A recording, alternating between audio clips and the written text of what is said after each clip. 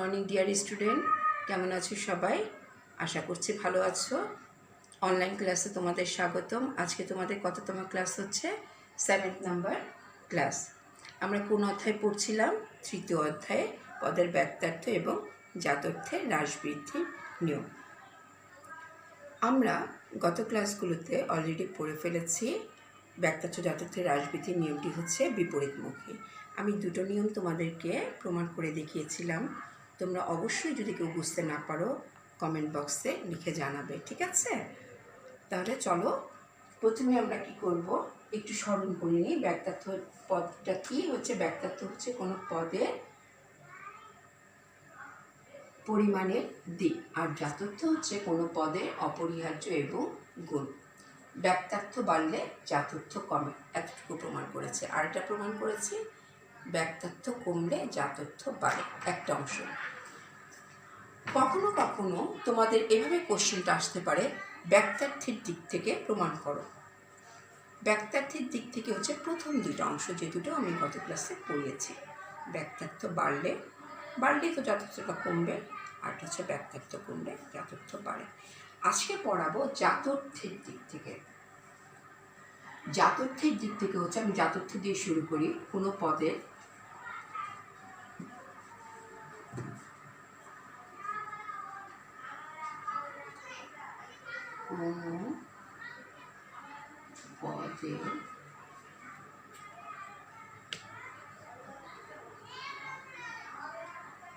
জাতর্থ বাড়লে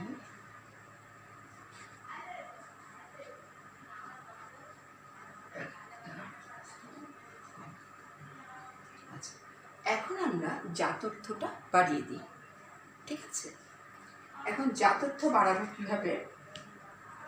দেখো, মানুষ পদের জাতর্থ, যেহেতু বলেছে জাতর্থ বাড়াতে, আমরা মানুষ পদের জাতর্থ দিয়ে শুরু করি। মনে আছে মানুষ পদের জাতর্থ কি? মানুষ পদের জাতর্থ তুমি যদি ভুলে যাও, দেখো এভাবে মানুষ, এভাবে লিখে নাও, মানুষ পদের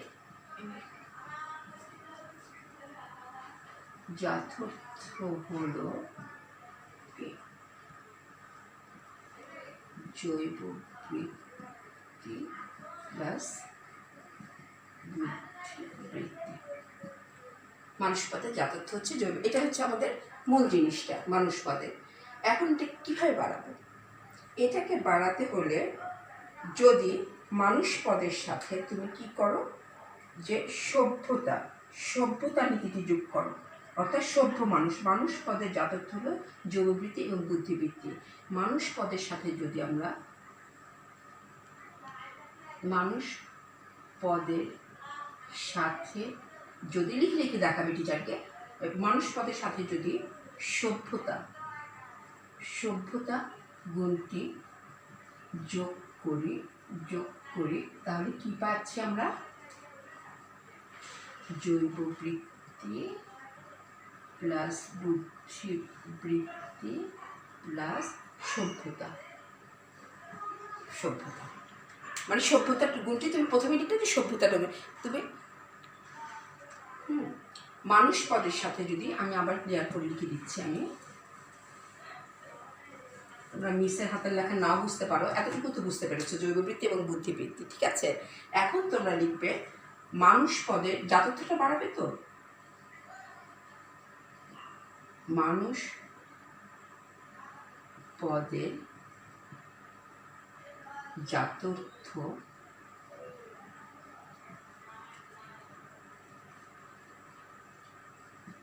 বৃদ্ধি করতে আমরা সভ্যতা লিখতে পারো, শিক্ষা লিখতে পারো, সততা লিখতে পারো, যেটাই তোমার ইচ্ছা। সভ্যতা গুণটি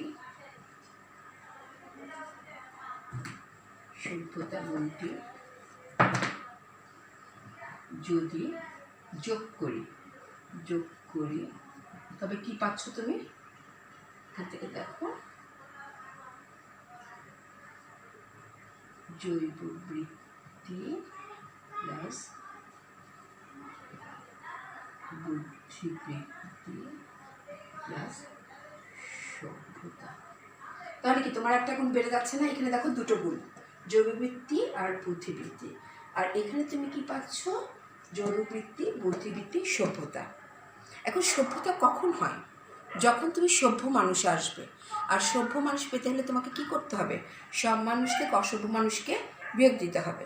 তখন তুমি লিখবে এখানে, যখন আমরা মানুষ পদের জাতত্বে বেড়ে কি করছি, সব সভ্য মানুষ পাচ্ছি, এতে করে মানুষ পদের কি ব্যক্তার্থ কমে যাবে। এটা লেখার পরে লিখবে, এতে করে, বইতেই পাবে লেখাগুলো, এতে করে মানুষ পদে ব্যক্তার্থ কমে যাবে। কারণ আমার প্রমাণ করতে হবে যে কি, জাতর্থ বাড়লে ব্যক্তার্থ কমে যাবে। আমি গত ক্লাসে দ্বিতীয়টা আমি প্রমাণ করে দেখিয়েছি। ব্যক্তার্থ কিভাবে কমে যাবে? সব মানুষ বেশি না সব সভ্য মানুষ বেশি? সব মানুষের একটা অংশ হচ্ছে সভ্য মানুষ, আরেকটা হচ্ছে অসভ্য মানুষ, বা তুমি শিক্ষিত অশিক্ষিত যেটাই ধরো একটা অংশ। তাহলে কি হচ্ছে, তুমি গুণটা বৃদ্ধি করছো ঠিকই, যখনই গুণটা বৃদ্ধি পাচ্ছে, যে যাতায়াত বেড়ে যাচ্ছে, তখন অটোমেটিকলি তোমাকে কিছু করতে হচ্ছে না, গুণটা বেড়ে যাওয়ার সাথে সাথে নিজেই পরিমাণটা কমে যাচ্ছে। ঠিক আছে? তাহলে চেষ্টা করবে একটা অংশ ঠিক করে প্রমাণ করতে। তুমি যদি এই প্রথম অংশটা ঠিক করে প্রমাণ করতে পারো, পরের অংশটা তোমার এমনিতেই হয়ে যাবে। তাহলে ক্লিয়ার? তুমি মানুষটাকে ঠিক রাখবে, এভাবে লিখবে যে মানুষ পদে আমরা যদি কোনো পদের জাতত্ব বাড়াতে চাই, তাহলে মানুষ পদের গুণ হচ্ছে, আমরা জানি মানুষ পদের জাতত্ব হচ্ছে জৈববৃত্তি এবং বুদ্ধিবৃত্তি। তার সাথে যদি সভ্যতা গুণটি যোগ করে, তাহলে আমরা পাচ্ছি জৈববৃত্তি, বুদ্ধিবৃত্তি, সভ্যতা। এই গুণটি বাড়ার সাথে সাথে আমাদের মানুষ পদের ব্যক্তার্থ কমে যায়। কেননা এখানে আমরা নিচ্ছি সব সভ্য মানুষ, মানে একটা মানুষ পদের চেয়ে সব সভ্য মানুষের পরিমাণ হচ্ছে আর ব্যক্তার্থ হচ্ছে কম। ব্যাস, প্রমাণিত। ক্লিয়ার? আচ্ছা, এখন আমি চলে যাব 4 নম্বরে। 4 নম্বরে কি ছিল? কোনো পদের জাতর্থ কমলে ব্যক্তার্থ বাড়ে।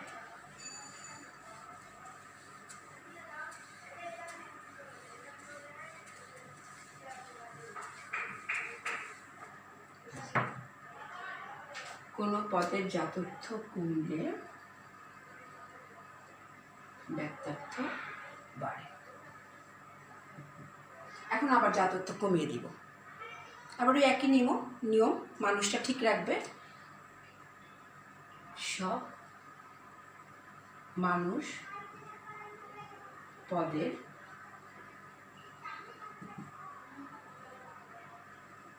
জাতর্থ হল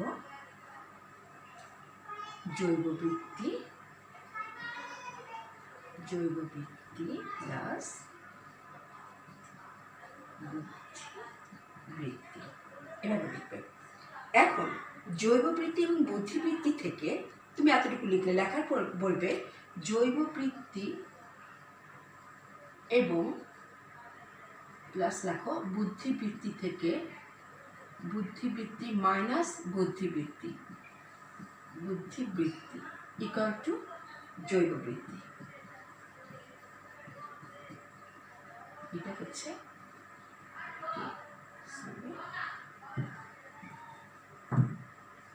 সব।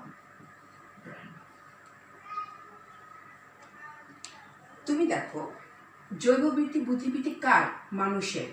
এখন এটা থেকে যদি তুমি শুধু বুদ্ধিটা বাদ দাও, তাহলে তুমি কি পাচ্ছ? জৈববৃত্তি। আমি আগেই দেখেছি সব প্রাণীর কি আছে? প্রাণীর কিন্তু বুদ্ধি নেই, কি আছে? জাস্ট জৈববৃত্তি আছে। জৈববৃত্তি কি বলেছে আবারও বলি, ক্ষুধা, তৃষ্ণা, নিদ্রা, ফিলিংস, এগুলো, হ্যাঁ, স্পর্শ যেটা। এখন তোমার মানুষ পদের জাতর্থটা আমি কমাতে যাচ্ছি, ঠিক আছে? মানুষ পদের জাতর্থ যদি তুমি কমাতে চাও, আমি বুদ্ধি কমিয়ে দিলাম, তুমি একটা অংশ কমিয়েছো, তোমার কি হচ্ছে? ব্যক্তার্থটা বেড়ে গেল। কারণ অন্যান্য মানুষের তুলনায় অন্যান্য প্রাণী, মানে এখানে মানুষের সাথে অন্যান্য প্রাণী যোগ হয়ে কি হচ্ছে? সব প্রাণী। ক্লিয়ার? তাহলে তোমার অটোমেটিক কী হচ্ছে? তুমি একটা অংশ বাড়াতে গিয়ে আরেকটা অংশ, কমাতে গিয়ে আরেকটা অংশ বেড়ে যাচ্ছে। এখন তুমি এভাবে করেও পড়তে পারো, দুটো অংশ ব্যক্তার্থের দিক থেকে, আরেকটা হচ্ছে জাতর্থের দিক থেকে। এই বইতে তোমাদের ভাগ করে দেওয়া নেই, তোমরা ফৌজিয়া ম্যাডামের বইতে ভাগ করে পাবে। অবশ্যই পরের পেজে দেখবে 74 নাম্বার পেজে তোমরা আসো। 74 পেজ, এখানে একটা চিত্রের সাহায্যে দেওয়া আছে। এই প্রমাণটা অনেক সময় তোমাদের পরীক্ষায় বলে দিবে যে চিত্র সহকারে দেখাও। আজকে তোমাদের আমি একটা কথা বলে দিচ্ছি যে যখন 3 নাম্বার বা 4 নাম্বারের অ্যান্সারটা আসবে, 3 অথবা 4, তোমাকে যদি না বলে যে চিত্র সহকারে দেখাও, তোমরা অবশ্যই অবশ্যই অবশ্যই চিত্রটা লিখবে, আঁকবে। আমি 2 নাম্বারে বলছি না, 2 নাম্বারে চিত্র না দিলেও চলবে, কিন্তু 3 নাম্বার এবং 4 নাম্বারে যখন বলবে যে এটা পদের ব্যাখ্যার্থ যথার্থ রাজবিধির নিয়মটি ব্যাখ্যা দাও, তোমাদের চিত্র কথাটা উল্লেখ না করলেও তুমি চিত্রটা দিবে। ঠিক আছে? 74 নাম্বার পেজে দেখো 2টা বৃত্ত দেওয়া আছে। এবং অবশ্যই এই চিত্র আঁকার সময় পরীক্ষার হলে কখনোই হাত দিয়ে আঁকবে না, কাটা কম্পাস ব্যবহার করবে এবং পেন্সিল, কোনো কলম দিয়ে না। এবং 2টা চিত্র যেন সমান হয়, এবং আঁকবে যখন পাশাপাশি 2টো একই সাথে আঁকবে। এখন আমি হাত দিয়ে এঁকে তোমাদের দেখাচ্ছি। যখন সাপোজ এরকম একটা দিলে এই সাইডে, তুমি এই সাইডে ছোটো হয়ে গেছে, তুমি চিত্রটা এখানে আঁকলে, তো এখানে একটা আঁকলে সাথে সাথে এখানে আরেকটা দিয়ে দিলে, এখানে সেকেন্ডটা দিলে এখানেও সেকেন্ডটা দিবে, একই যেন সমান হয়। এখানে থার্ড, জাস্ট মনে রাখবে এখানে আমি হাত দিয়ে এঁকেছি এই জন্য এরকম হয়েছে। তোমরা অবশ্যই এখানে কাটা কম্পাস ইউজ করা যাবে না, হ্যাঁ, এখানে বসবে না, এই জন্য মিসেরটা এরকম হয়েছে। তোমাদেরটা অবশ্যই অনেক সুন্দর হবে। এখন 1 নাম্বারে তুমি মনে রাখবে, 1 নাম্বারটা হচ্ছে ব্যাপ্তর্থের দিক থেকে, অবশ্যই আঁকার সাথে সাথে এখানে লিখে নিবে 1 নাম্বার। তারপরে তোমাদের দেখা যায় ঠিকই লিখেছো, কিন্তু ব্যাপ্তর্থের জায়গায় জাতর্থ, জাতর্থের জায়গায় ব্যাপ্তর্থ 0। 1 নাম্বার থাকবে ব্যাপ্তর্থের দিক থেকে, আর 2 নাম্বার থাকবে ওয়ার্ড লিভিং। একটু সুন্দর করে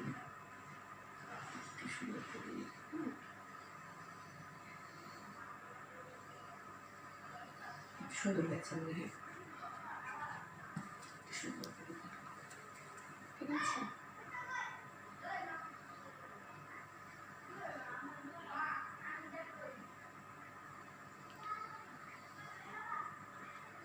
বাজে গেছে, অসুবিধা নেই, তবে নিশ্চয় অনেক সুন্দর করে রাখবে। জাতর্থের দিক থেকে 1 নাম্বারটা থাকবে ব্যাপ্তর্থের দিক থেকে, 2 নাম্বারটা থাকবে জাতর্থের দিক থেকে। অবশ্যই কিন্তু চ্যাং ব্যাং হবে না, খুব সুন্দর হতে হবে। আচ্ছা, ব্রেনে, তোমাদের ব্রেনে নিশ্চয়ই আছে ব্যাপ্তর্থের দিক থেকে সবচেয়ে বড় কে ছিল? অন্যান্য প্রাণী, তাই না? তাহলে এখানে সবচেয়ে বড় ঘর কোনটা? এটা। তাহলে এটা আমি ইউজ করে কি লিখবো? এখানে কি লিখবো? এখানে লিখবো সকল জীব বা সকল প্রাণী। বইতে আছে সকল জীব, আমি সকল জীব লিখে দিলাম, সকল জীব, আর এখানে লিখলাম জীব। আচ্ছা, এটার সাথে সাথেই তুমি এটাতে সবচেয়ে বড়টা লেখো। তোমার এখানে মনে আছে জাতর্থের দিক থেকে, জাতর্থের দিক থেকে সবচেয়ে বড় কে ছিল? সভ্য মানুষ। ঠিক আছে? তাহলে তুমি এখানে তো মানুষ লিখবে না, এখানে তুমি গুণগুলো লিখবে। হ্যাঁ, তাহলে তোমার এখানে গুণগুলো কি হচ্ছে? সভ্যতা, তোমার প্রথমে জৈববৃত্তি লেখো, বইতে উল্টা করে দেওয়া আছে সভ্যতা, জৈববৃত্তি, বুদ্ধিবৃত্তি, জৈববৃত্তি।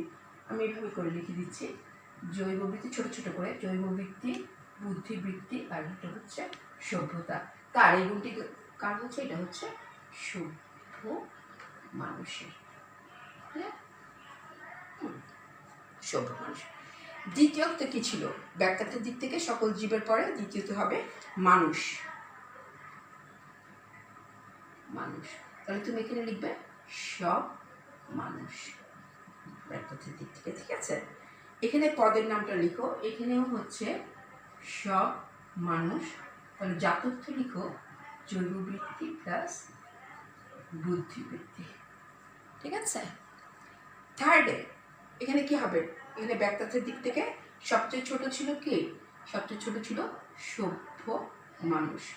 এখানে লিখে দাও সভ্য মানুষ। তাহলে এখানে কি হবে? সভ্য, কারণ ব্যাখ্যার্থের দিক থেকে এটা সবচেয়ে ছোট। আর এখানে কি লিখবে? এখানে কি লিখবে বলো তো? এখানে হবে জাতর্থের দিক থেকে সবচেয়ে ছোট কে? সব প্রাণী, এখানে লিখে দাও সব প্রাণী। আর যা এখানে যেহেতু আসতেছে না এভাবে করে লিখে দাও, এখানে সব প্রাণীর কি আছে, শুধুমাত্র জৈব বৃত্তি। জৈব, কেননা সবচেয়ে কম জাতথ্যের দিক থেকে, এটা আমরা বুঝতে পেরেছি। ব্যক্তথ্যের দিক থেকে একটু খেয়াল করবে পড়ার সময়, সবচেয়ে বড় ব্যক্তথ্যের দিক থেকে এটা, ঠিক আছে। আর সবচেয়ে ছোট জাতথ্যের দিক থেকে এটা, মাঝখানটা মিডিলেরটা ঠিকই আছে, সব মানুষ সব মানুষ। এখান থেকে সভ্য মানুষ ব্যক্তির সবচেয়ে কম, আর এখানে সব প্রাণী জাতথ্যের দিকে সবচেয়ে কম, কারণ এটা শুধুমাত্র জৈববৃত্তি। এটা তুমি অবশ্যই বুঝবে, বুঝে প্রথমে বুঝবে কি লেখা আছে, ঠিক আছে। না পারলে তো কমেন্ট বক্সে লিখবে যে মিস আবার বলে। আমি আবারও বলছি, দুটো চিত্র একই রকম হবে, কাটা কম্পাস ইউজ করবে, এবং তোমরাই খেয়াল করবে যে যদি বুঝতে ব্যক্তার্থের দিক থেকে সবচেয়ে বড় কে এবং জাতত্বের দিক থেকে সবচেয়ে বড় কোনটি, সেভাবে সাজিয়ে লিখবে। ক্লিয়ার? আচ্ছা, তাহলে এখান থেকে আমরা দেখতে পেলাম যে পদের ব্যক্তার্থ ও জাতর্থের হ্রাসবৃদ্ধির নিয়ম থেকে দেখা যাচ্ছে, আমরা বুঝতে পারছি যখন ব্যক্তার্থ বাড়ে তখন জাতর্থ কমে, আবার যখন জাতর্থ বাড়ে তখন ব্যক্তার্থ কমে। উপরে চিত্রের সাহায্যে বোঝানো গেল, ঠিক আছে। তোমাদের আরেকটা আছে ছকের সাহায্যে দেয়া, ওইটা একটা উদ্দীপক, এটাও কিন্তু একটা উদ্দীপক। তোমরা যদি ছকেরটা নাও বুঝতে পারো, লিখতে অসুবিধা হয়, তবে এই চিত্রটা অবশ্যই দিবে, ঠিক আছে। বইতে দেখে পড়বে বারবার। তারপরেই নিচেই দেওয়া আছে সীমাবদ্ধতা, এটা আমি নেক্সট ক্লাসে পড়াবো, জাস্ট একটু হিন্টস দিয়ে নিচ্ছি। অর্থাৎ এই পদ্ধতিটা, অর্থাৎ পদের ব্যক্তার্থ জাতত্বের নিয়মটা সব কিছুর ক্ষেত্রে প্রযোজ্য না, ঠিক আছে। কোন কোন ক্ষেত্রে এটা প্রযোজ্য না, তোমাদের প্রায় একটি কোশ্চেন আসবে, এই নিয়মটি কোন কোন সব ক্ষেত্রে কি প্রযোজ্য, ঠিক আছে। মনে রাখো এটা সব ক্ষেত্রে প্রযোজ্য না, কোন কোন ক্ষেত্রে প্রযোজ্য নয় সেটা নেক্সট ক্লাসে পড়াবো। আজকে এতটুকু পর্যন্তই থাকো।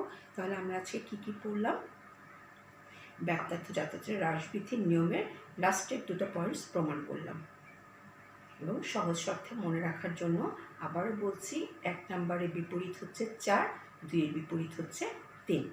এবং অবশ্যই এটা গণিতের মতো, তুমি যদি একটু ভুল হয়, যদি পাবে ফুল মার্কস পাবে যখন কারেক্ট লিখবে, আর যদি ভুল হয় 0, ঠিক আছে। তাহলে আমরা মনোযোগ দিয়ে পড়বো, খাতা কলম নিয়ে বসে। সবাই ভালো থাকো, নেক্সট ক্লাসে দেখা হবে। আল্লাহ হাফেজ।